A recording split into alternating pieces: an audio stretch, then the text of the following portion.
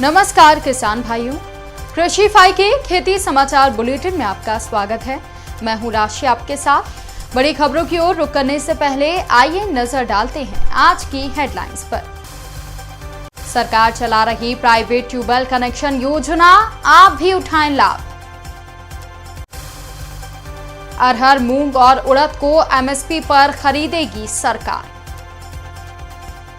मधुमक्खी पालकों को 85% तक मिलेगी सब्सिडी।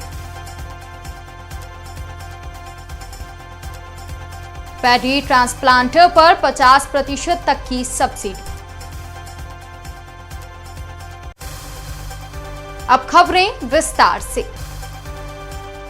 उत्तर प्रदेश सरकार प्राइवेट ट्यूबवेल कनेक्शन योजना चला रही है। इस योजना के तहत आप ऑनलाइन आवेदन करके अपने खेतों में ट्यूबवेल कनेक्शन लगवा सकते हैं।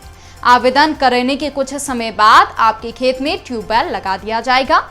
इस योजना का उद्देश्य निजी नलकूपों के लिए परेशानी मुक्त तरीके से नए बिजली कनेक्शन प्रदान करना है। इससे समय से सिंचाई हो सकेगी और किसानों की आमदनी भी बढ़ेगी। योजना का लाभ लेने के लिए आवेदक राज्य का स्थायी निवासी होना चाहिए। आवेदक के पास खुद की जमीन होना चाहिए। योजना के पंजीयन के लिए भू स्वामित्व प्रमाण पत्र, आधार कार्ड, संबंधित ब्लॉक के द्वारा प्रमाणित बोरिंग प्रमाण पत्र चाहिए। आप वेबसाइट www.upenergy.in पर जाकर आवेदन कर सकते हैं और ई सुविधा या जन सुविधा केंद्रों पर जाकर भी आवेदन कर सकते हैं।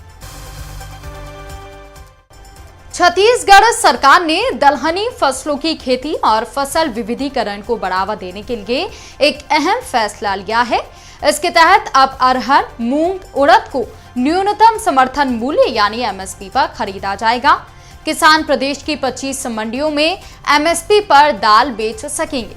इसके अलावा किसानों को दाल का न्यूनतम समर्थन मूल्य भी ज्यादा दिया जाएगा।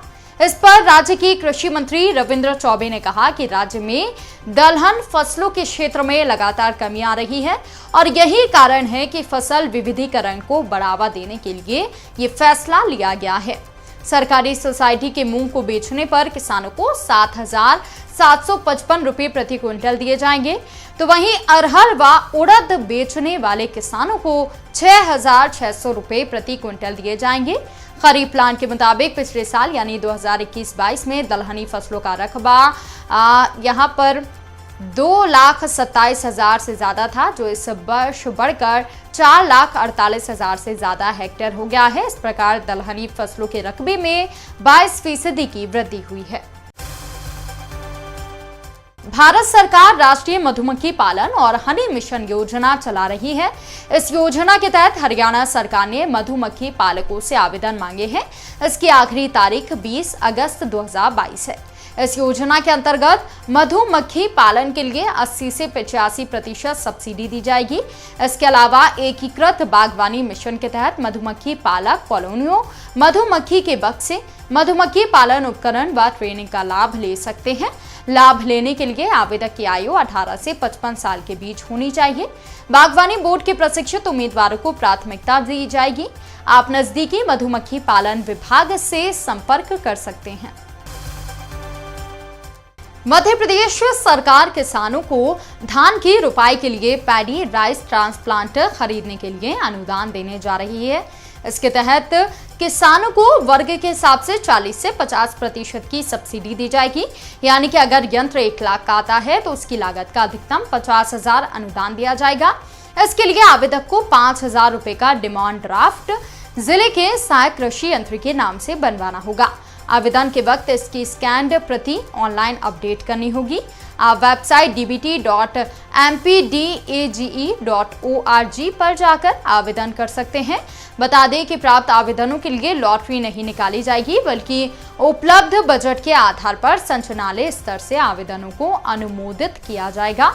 अनुमोदित होने पर पोर्टल पर चयन किसानों की सूची प्रदर्शित कर दी जाएगी। साथ ही अनुमोदन की सूचना किसानों को SMS के जरिए भेज दी जाएगी।